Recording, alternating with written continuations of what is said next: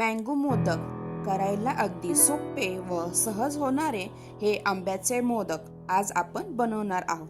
चला मग साहित्य बघूयात. मी इथे डेसिकेटेड कोकोनट घेतलेले आहे 1 वाटी एवढे, व इथे आंब्याचा रस व केसर दूध आणि 1 बाउल एवढे मिल्क पावडर घेतलेली आहे. आता इथे गॅसवर आपल्याला एक पॅन ठेवायचे आहे. त्या पॅन मध्ये 1 चमचा एवढे आपल्याला साजूक तूप टाकायचे आहे. 1-2 चमचा तुम्ही इथे साजूक तूप टाकू शकता. तूप थोडेसे गरम झाले की त्यामध्ये आपण जी घेतलेली मिल्क पावडर आहे ती मिल्क पावडर यामध्ये तुपामध्ये चांगली भाजून घ्यायची आहे 2-3 मिनिटं एवढी. ही मिल्क पावडर तुम्ही 3-4 मिनिटं चांगली तुपात भाजून घ्या.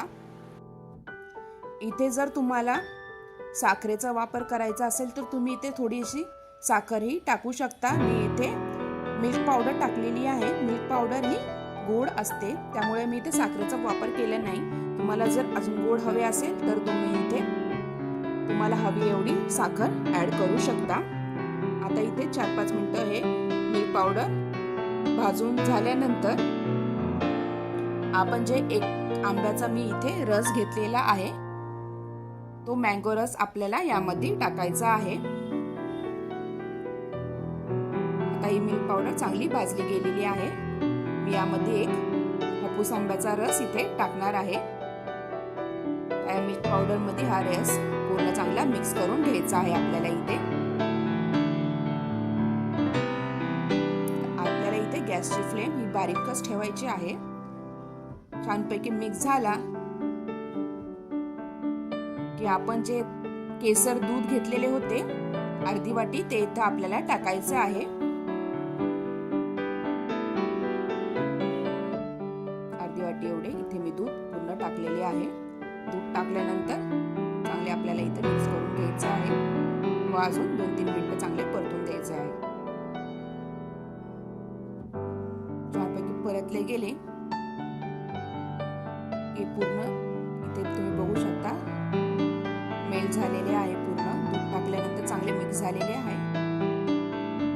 मिल्क पावडर, मँगो रस पूर्ण चांगले मिक्स झालेले आहे. इथे आपल्याला आता इथे मी 2 चमचे एवढी सुंठ इलायचीची पावडर टाकणार आहे.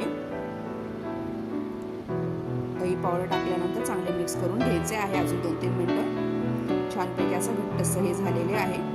आता आपण जे घेतलेले ते डेसिकेटेड कोकोनट 1 बाउल एवढे तेवढे आपल्याला पूर्ण टाकून द्यायचे आहे व चांगले 5-6 मिनिटं हे चांगले अजून परतून घ्यायचे आहे. छानपैकी आपले इथे सारण रेडी झालेले आहे मोदक बनवण्यासाठी. घट्टसरपणा आलेला आहे या सारणाला. आता थंड झाले की साच्याच्या सहाय्याने आपण हे मोदक बनवणार आहोत. छानपैकी असं गार झालेले आहे आता हे सारण. अशा प्रकारे इथे आपले मोदकाचे सारण गार झालेले आहे. आता मी इथे छोटे असे मोदकाचा साचा घेतलेला आहे. त्या साच्याला थोडेसे तूप लावलेले आहे आणि आपल्याला आता हे मोदकाचे सारण स्टफ करायचे आहे व मोदकाचा आकार इथे द्यायचा आहे. अशा प्रकारे हे मोदक खायलाही टेस्टी लागतात व दिसायलाही एकदम छान दिसतात. हे मोदक कलरही छान आलेला आहे या मोदकाला. बघा छानपैकी असं साच्याचा आकार आलेला आहे या मोदकाला. मस्तपैकी या साच्याच्या साह्याने एकसारखे असे मोदक मी करून घेतलेले आहे आणि गणपती बाप्पाला 21 मोदकाचा प्रसाद इथे मी दाखवलेला आहे संकष्टी निमित्त. अशा प्रकारे तुम्हाला माझी ही रेसिपी मँगो मोदकाची रेसिपी कशी वाटली नक्की कमेंटद्वारा कळवा. व माझ्या चॅनलवर जर तुम्ही नवीन असाल तर प्लीज माझ्या चॅनलला लाईक, शेअर आणि सबस्क्राईब करायला विसरू नका आणि बेल आयकॉनवर क्लिक करा. तुम्हाला अशाच नवीन नवीन रेसिपीजचे नोटिफिकेशन तुम्हाला येत राहील. व तुम्ही हा व्हिडिओ शेवटपर्यंत बघितल्याबद्दल तुम्हा सगळ्यांचे खूप खूप धन्यवाद. व मोदक कसे झालेत नक्की कमेंटद्वारा कळवा. पुन्हा भेटूया नवीन रेसिपी सोबत. छानपैकी मोदक एन्जॉय करा.